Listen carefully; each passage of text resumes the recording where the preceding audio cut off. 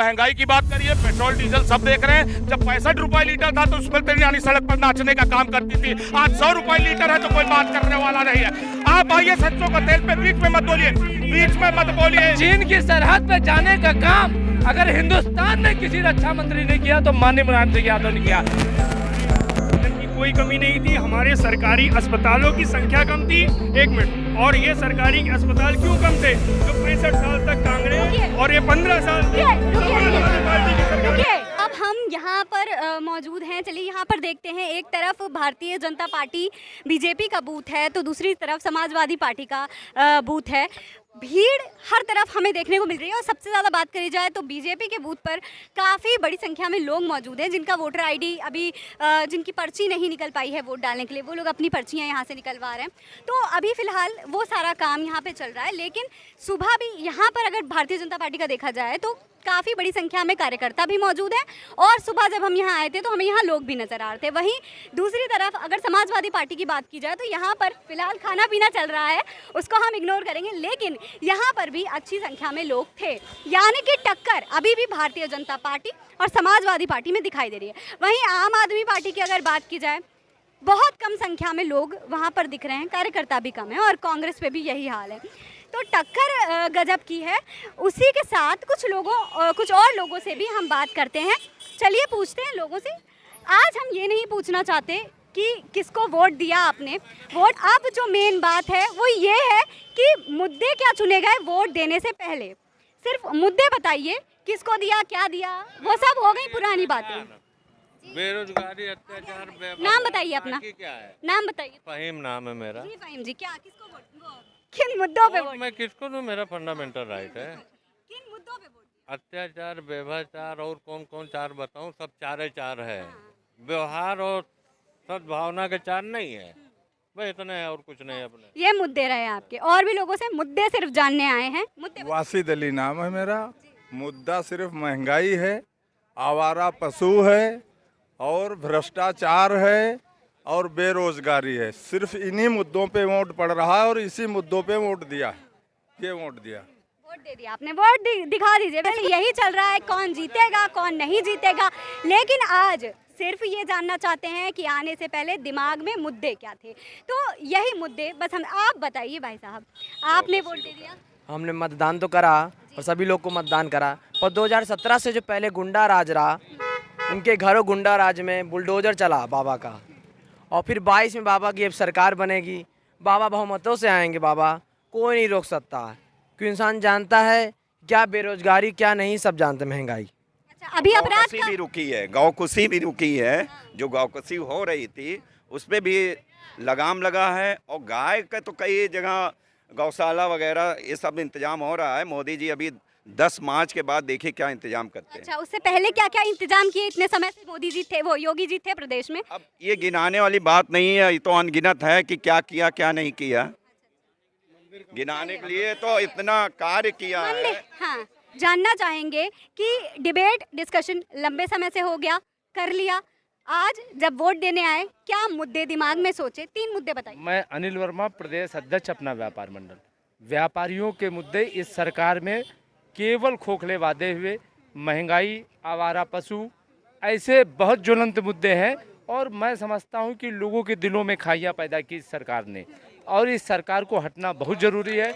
और अखिलेश जी के नेतृत्व में शिवपाल यादव जी के कार्यकर्ता, साथी लोग, सब लोग एकजुट जिस तरह परिवार हुआ है, इससे ये स्पष्ट है कि उत्तर प्रदेश में अखिलेश जी के नेतृत्व में, शिवपाल जी के नेतृत्व में एक बहुत बड़ी समाजवादी सरकार आएगी। उसको कोई नहीं रोक सकता। 2022 में समाजवादी पार्टी की सरकार बनेगी, निश्चित तौर पे बनेगी, और जनता घर से निकल के पूरे उत्तर प्रदेश में समाजवादी पार्टी को वोट देने का काम कर रही है। साइकिल चुनाव चिन्ह पे, और कोई मुद्दा नहीं। हिंदू मुसलमान की बात वो करते हैं जिनके दिमाग में जहन गंदा होता है।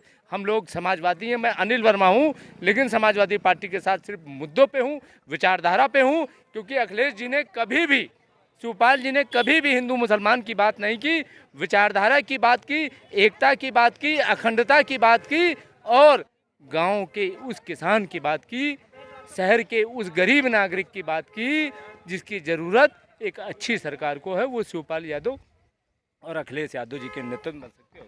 इन्होंने भाई साहब हमारे कहाँ गए, कहाँ गया ये भाई हमारे जी? इन्होंने कहा कि सपा सरकार बन गई। हाँ, वो किस बेस पे कह रहे हैं? क्योंकि उन्होंने हिंदू मुस्लिम किया। ये इलेक्शन हिंदू मुस्लिम का अब की बार नहीं है, ये इलेक्शन सुरक्षा का है, बहु बेटियों की इज्जत का है, जो आतंकवाद का है, जो देश में हमले हो रहे हैं, ये उनका है। आज क्यों सब बुलडोजर की क्यों नाम रख दिया बुलडोजर? क्योंकि उन्होंने बुलडोजर चलाया, गुंडे मवालियों में चलाया, जो आज गरीब की जमीन पे कब्जा करके बैठते थे, आज वो जेल के अंदर है या प्रदेश के बाहर है। तो आपके मुद्दे क्या रहे?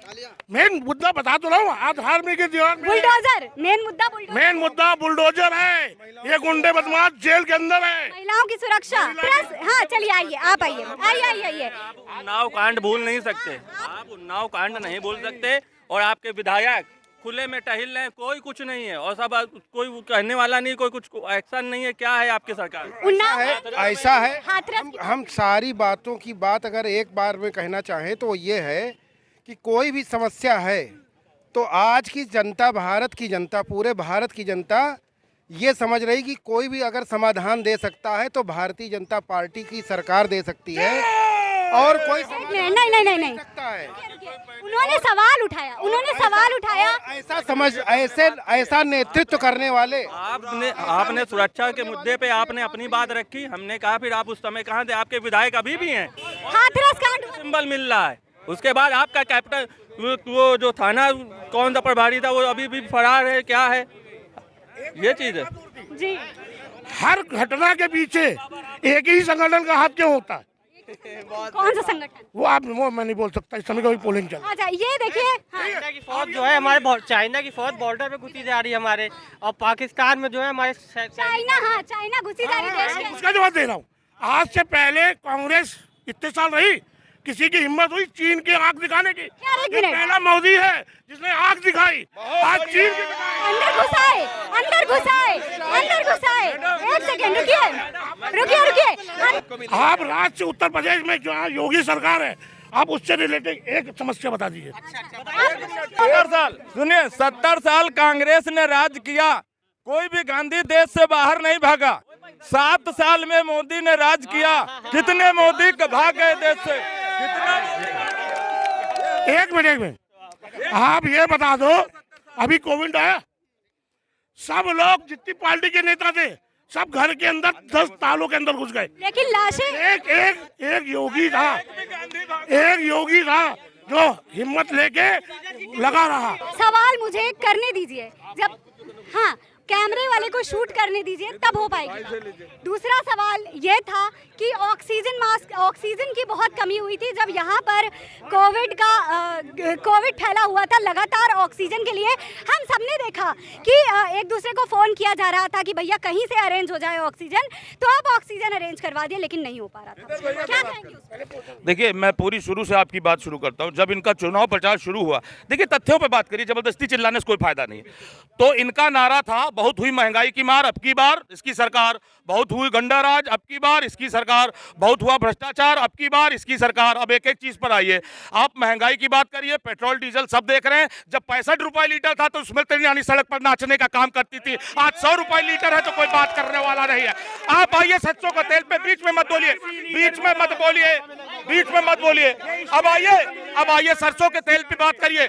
गरीब आदमी जो, अब 2 मिनट, अब आप सरसों के तेल पर आइए। 90 रुपए का सरसों का तेल आज 210 रुपए लीटर बिक रहा है। मजदूर कैसे खाना बना के कैसे खा रहा है ये उसका दिल जानता है। अब आइए आप गुंडा राज पे, आप मुंह जबानी कहते रहिए, एक नैरेटिव क्रिएट कर दिया गया है कि सुरक्षा बढ़ गई है।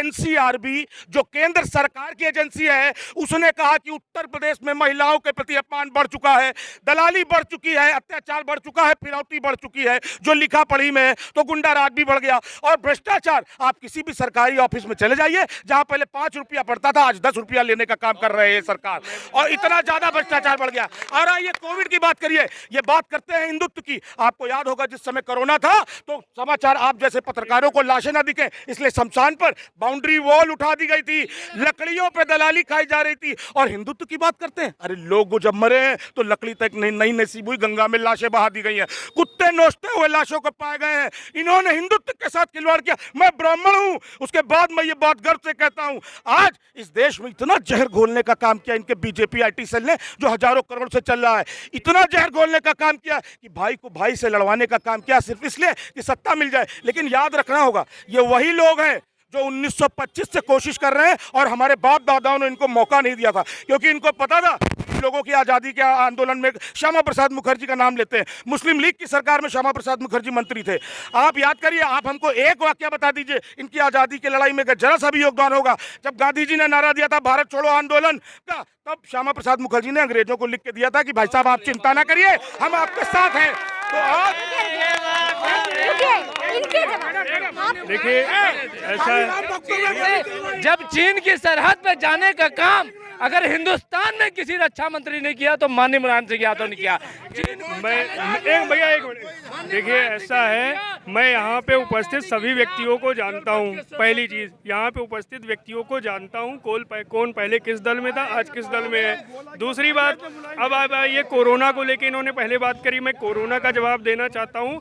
यहाँ पे कितने भाई बंधु हैं जो दिल्ली एनसीआर में रहते हैं, होली दिवाली के मौके पे जब आते हैं तो ट्रेनों में जगह नहीं मिलती है, लटक लटक के आते हैं। और कोविड काल का एक ऐसा आया कि पूरे देश क्या पूरे विश्व में छा गई लहर, वो किसी को कोई इलाज नहीं मिल पाया। जब आप साधारण जब आप साधारण स्थिति में सिचुएशन नहीं कंट्रोल कर सकती हैं और जब पूरे देश में एक साथ ऐसी व्यवस्था आएगी तो आपको मैनेज करने में समय लगता है। लेकिन लुकिए, अब इस पे मैं आपको क्रॉस क्वेश्चन करूंगी। देखिए, समय लगता है, ऑक्सीजन की कमी थी, लेकिन सरकार ने क्या कहा, योगी जी ने क्या कहा कि हमारे यहाँ पे ऑक्सीजन की कोई कमी नहीं हुई है। गलत है? मेरी बात सुनिए, हमारे यहाँ ऑक्सीजन की कोई कमी नहीं थी, हमारे सरकारी अस्पतालों की संख्या कम थी। एक मिनट, और ये सरकारी अस्पताल क्यों कम थे? जो 65 साल तक कांग्रेस और ये 15 साल रुकिए, ऑक्सीजन की कोई कमी नहीं थी। यहाँ